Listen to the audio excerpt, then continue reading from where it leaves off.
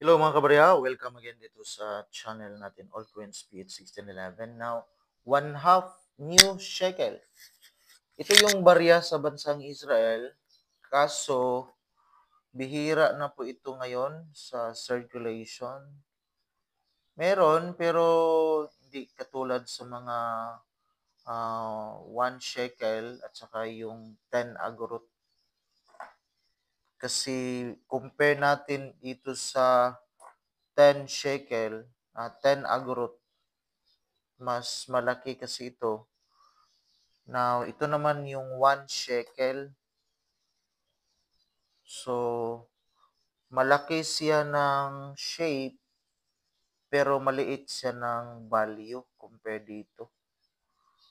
So, kaya siguro sa laki ng materialis na ginagamit, pero maliit lang yung value. Ito na yung common sa Israel sa ngayon, itong 1 shekel at saka yung 10. Kasi 10 agorot nasa 10 centavo lang ito sa kanila. So, ito yung 1 shekel. So, dito tayo sa barya na 1/2 shekel.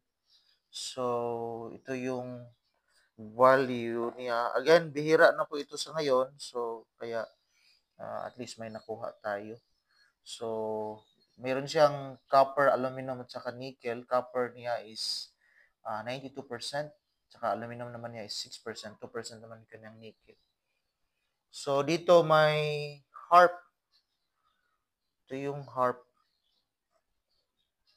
So, may harp dito. Tsaka yung seal, may seal naman tinatawag na Princess Maadana. With the emblem, ito yung kanyang emblem sa bansang Israel. So, yung reverse naman niya, yung value, 1/2, at saka Arabic, Hebrew, Latin, at saka English, mga kabarya.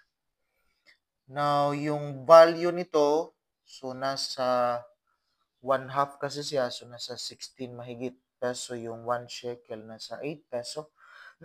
8 peso mga kabarya yung kaniyang value. So at least may souvenir tayo sa bansang Israel mga kabarya.